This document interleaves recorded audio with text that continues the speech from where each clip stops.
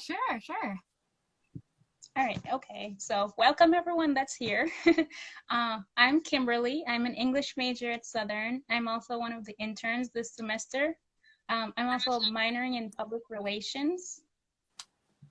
And tonight we have with us Chelsea Nevin, a program specialist. Yes, program specialist at the National Organization of Sisters of Color, Ending Sexual Assault. That's a mouthful, Wow. yeah. So can you tell us a little bit about yourself? Yeah, definitely. So obviously my name's Chelsea. I'm 28 years old. I graduated Southern in 2016. I came in as a nursing major, believe it or not, and I could talk a little bit about that further on. But then I ended up switching to become an English major. That was not my intended plan, but I'm very glad that I stuck with it. After graduating, I should say, I concentrated in professional writing, and then after I graduated, I took about a year and a half to just kind of relax, because at that time I'd been going to school for about college for like 6 years. I did 3 years at community college, 3 years at Southern, and then I ended up applying to Western Connecticut State University's MFA program, and that is a professional and creative writing program, which I absolutely love. And then thankfully, through an internship, I was able to land a job, and here I am. And I just graduated in the fall of 2020, so super excited. Wow. So can you tell us a little bit about your journey from English major to program specialist? Yeah. This is gonna be a doozy, so buckle up.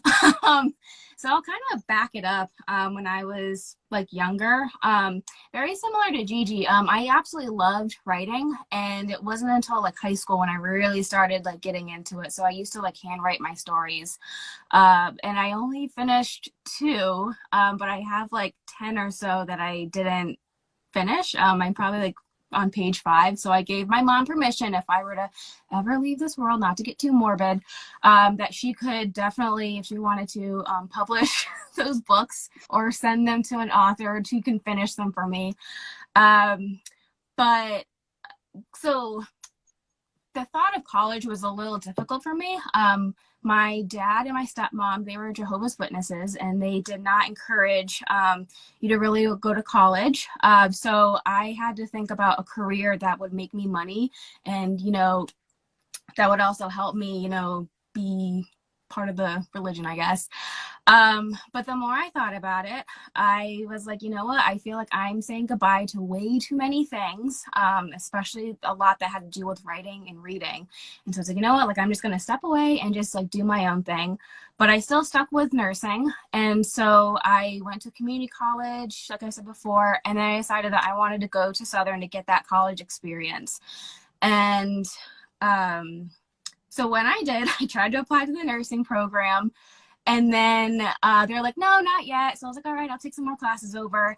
And I should have known right then and there that I should have just like, not wasted time and just switched my major to be an English major, because I was taking so many writing and reading classes because I just enjoyed them so much. And so then I met with an advisor the following fall, and then they're like, yeah, you know what, you probably shouldn't do nursing. And I'm like, you're right, because you kind of have to be good at math and science, which I was not. And so they, suggested other things like public health just to get me to graduate faster. And I was like, oh, I'll think about it.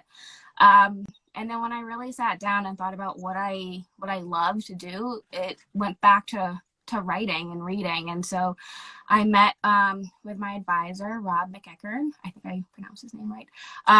And he got me all signed up for classes, and then was able to get into the program. And that was really an eye-opening experience for me, because I had kind of been like in the shell. And I think, taking that first step to be an English major was like the first step of just kind of like opening up and really, getting down into the nitty gritty about the college experience. And so with that in that amount of time, I had joined SBDC, who is the dance team on campus. I also joined Bookmarks for a little bit, but that's when I learned about the Rome trip. And I highly, highly suggest if you ever have the opportunity to study abroad, I would definitely do it.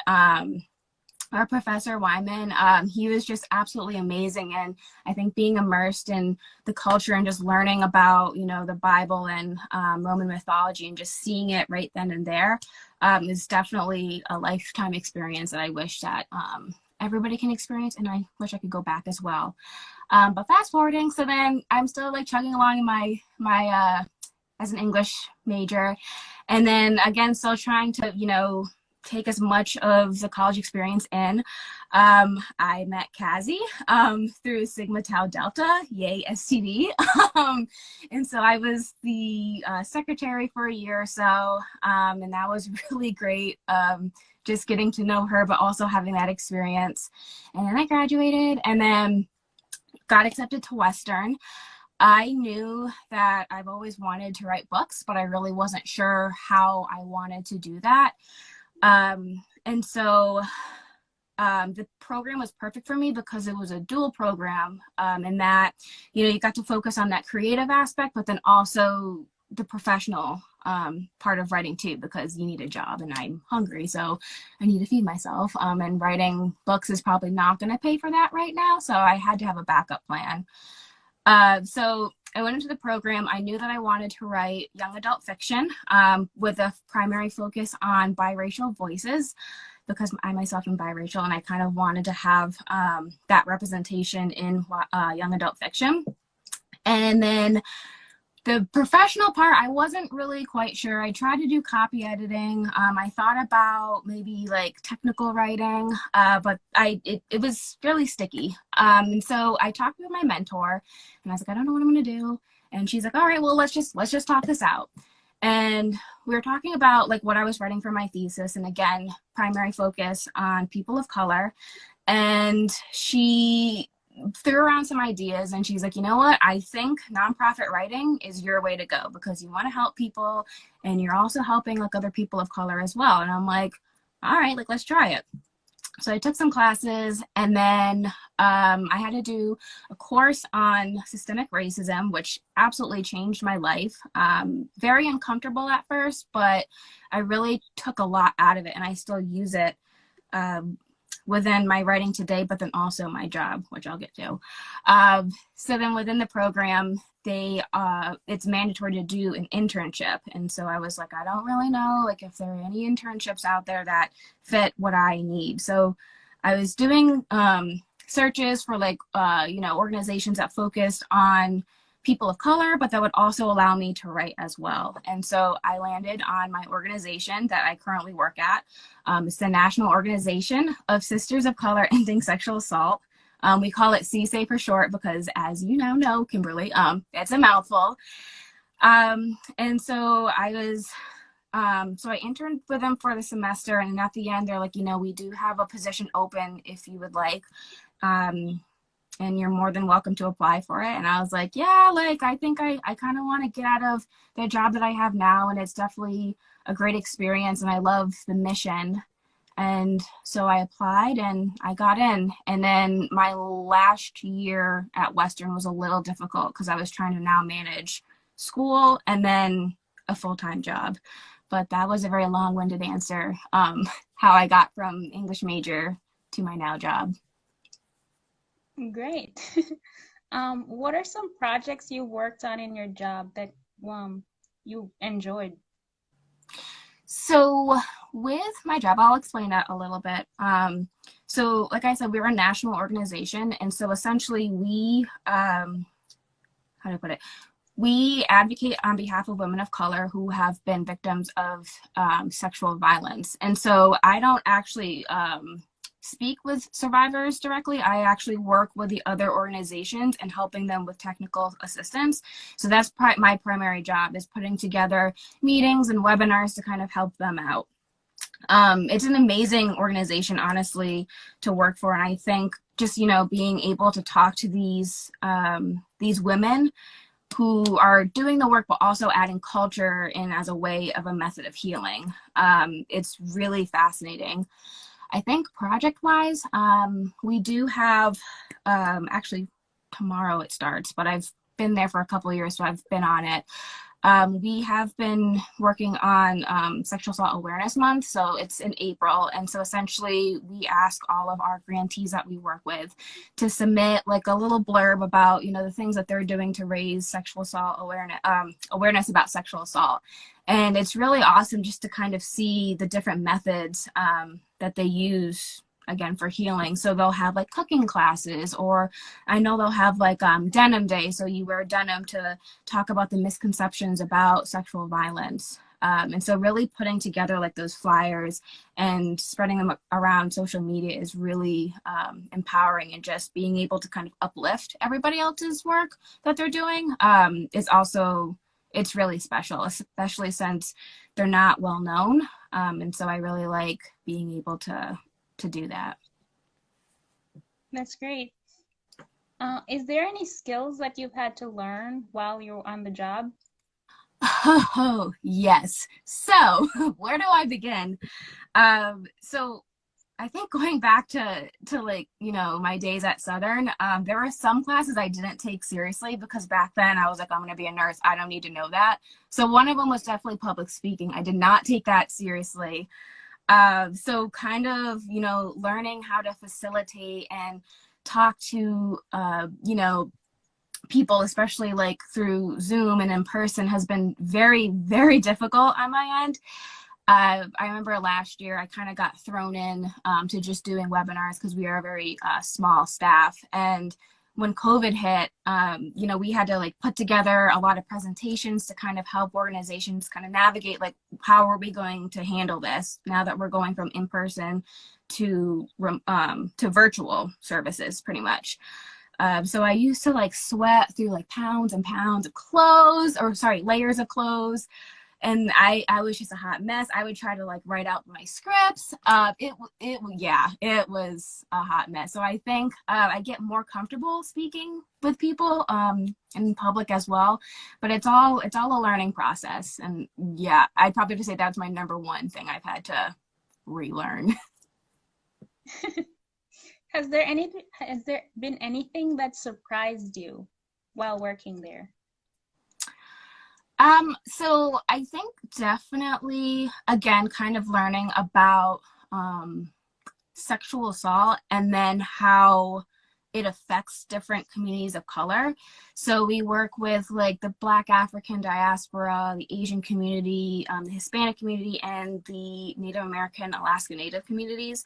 And so just really kind of learning about how that affects everybody differently, and then the approaches that you're going to take to kind of help them first run their organization, but also helping survivors heal. But I think on the other side of that, I came into the job in 2019. We were already working remotely before the pandemic. That's just kind of how our organization works. So the only time we get to really travel is while doing like in-person meetings and technical assistant visits. But I think kind of like learning to work from home was definitely like super difficult because, you know, I have my desk here and I have my TV there, and the first thing I want to do is just like watch some Netflix. But it's really just about, you know, staying on top of your work and being self-motivated, especially when you don't have a coworker next to you. And then I also think kind of trying to navigate through the communication where, as you know, like if you had somebody right next to you, you could ask a question, but sometimes you have to like call them or email them, and sometimes it's not as direct as you would like it to be. Yeah. Has there been anything that's changed due to the pandemic other than working from home that may be permanent?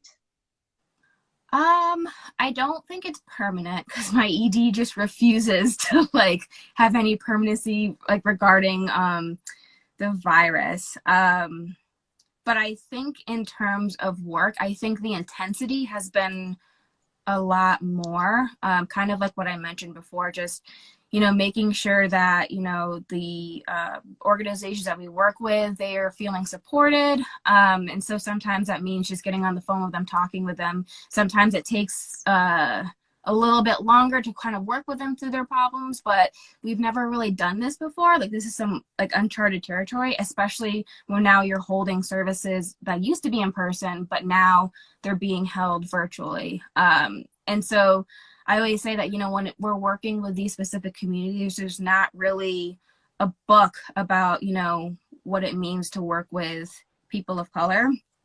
And so we have to really get creative in how we kind of manage those barriers, if that kind of makes sense.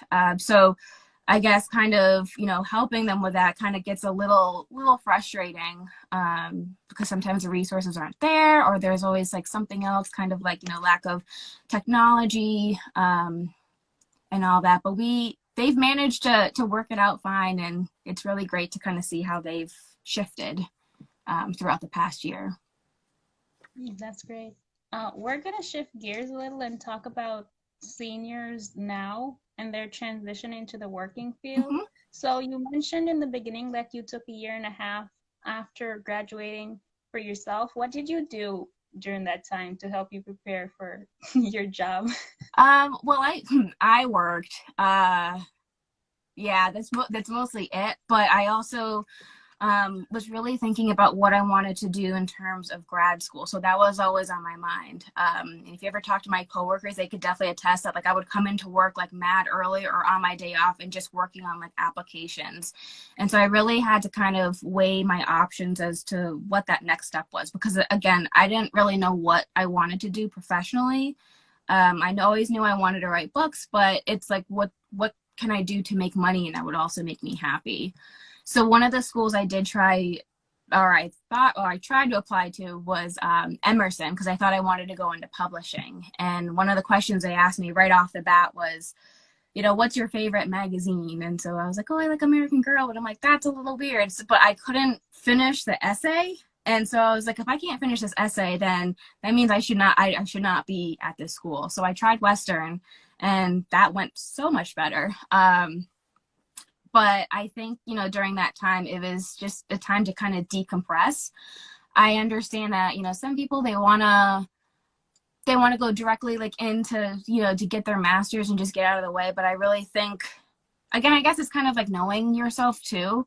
But for me, I knew I needed to take that time to kind of decompress and just kind of get ready, so that I knew that my motivation would last a lot longer than, like sometimes in undergrad, like you're excited to go back to school and that only lasts a couple weeks, a couple weeks or so.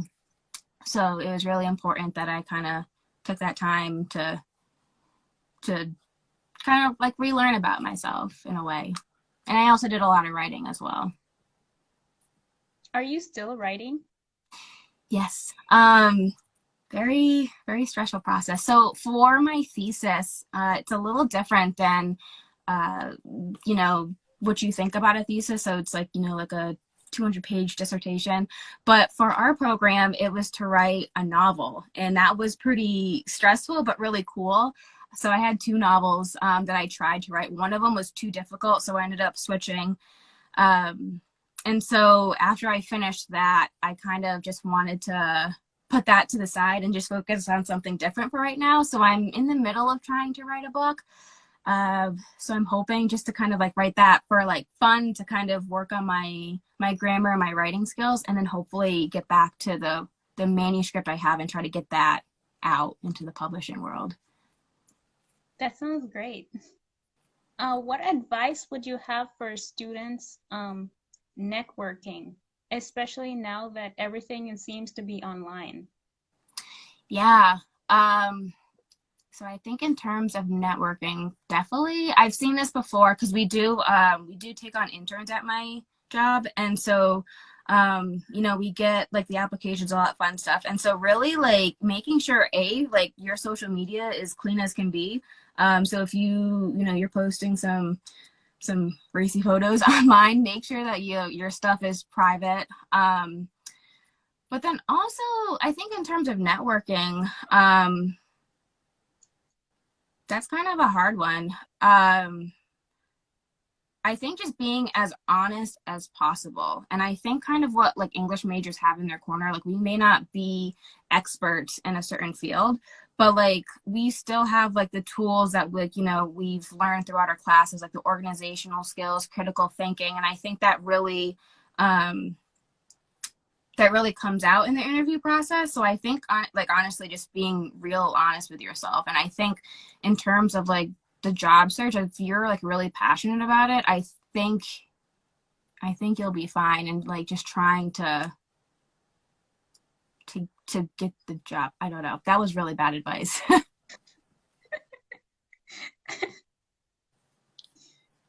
In terms of the interview process, is there any advice you would give to seniors graduating and looking for jobs? Yes. I learned this the hard way. I got a little too cocky when I interviewed for my internship because I was like, oh, like I know about myself. And then I really didn't. So definitely, going online and just like looking at, mock interview questions is definitely key. And even just like if I know it sounds silly because you're writing about yourself, but like even writing them out, thinking about like your 5-year plan, just kind of having, just like a rough idea. You don't need to have it like down to a T, but just having an idea of where you want to be. I know a lot of employers will ask that, but then also doing a lot of research about the place you want to work at. And because if you show up and you don't really know much about, the organization or the place that's offering the job, it just kind of looks bad that it's like, oh, like, it kind of looks like, like, hey, like I'm here because I just want to get a job. But if you actually take that extra step and study the place you want to apply for, that looks really good. And then also make sure you come in with questions as well, because if you don't come in with questions, it's kind of like, all right, like, again, do you really want this job? Like, how dedicated or how committed are you to really wanting this position? What are some questions would you say are essential for them to ask? Hmm. So I think, asking about the work culture and kind of talking about like, is it like fast paced? Um, Also asking them their perspective about like, like what their favorite part of working there is, because now you kind of get an inside scoop of, their perception of it. Trying to also think. I also had to Google honestly some questions, but like I would say probably like 2 or 3 questions. I've also had uh, potential interns ask questions directly, not necessarily about the organization per se, but like what like they're asking the interviewee. So I guess it kind of does go back to the organization. So it's like, like what do you like about this place? What made you want to apply here? Kind of questions kind of like that. If you really want to get ballsy, you could ask like, why would people quit? But I probably wouldn't recommend that. Um, but yeah. This is some great advice. Oh, thank you. Well, I'm done with my questions. If you have anything else you would like to say, or if anyone in the comments has any questions for Chelsea. I'm just scrolling to see if anybody asks any questions. All right, so if anybody is saying anything, I'll wait. But I think really my last thoughts are, don't let, your degree scare you, because there are many options out there for English majors. There's obviously, like writing for like newspapers and teachers, which is all great, but there are many options. And I know for a fact with my job, I would have never thought in a million years that they would take on a writer, because jobs kind of like that, you would need a background in social work or therapy, which I absolutely do not have. Um, but you kind of learn on the job. And again, kind of what I was talking about before, you're equipped with those skills. So don't doubt what they're teaching you in your classes, especially even if it's like literature and like composition. Um, they definitely, you may not see it on the outside, but it definitely pays off. And you definitely use those skills throughout your career. Great. It was nice to talk to you. Yes, nice to talk to you as well, and good luck with the rest of your future endeavors. Are you graduating this year? I am, yes. This is my Yay! final year. Yay!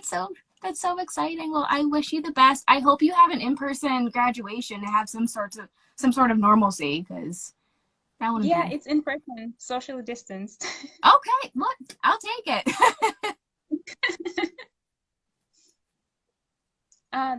Next week we'll have Kazi, same time here on live.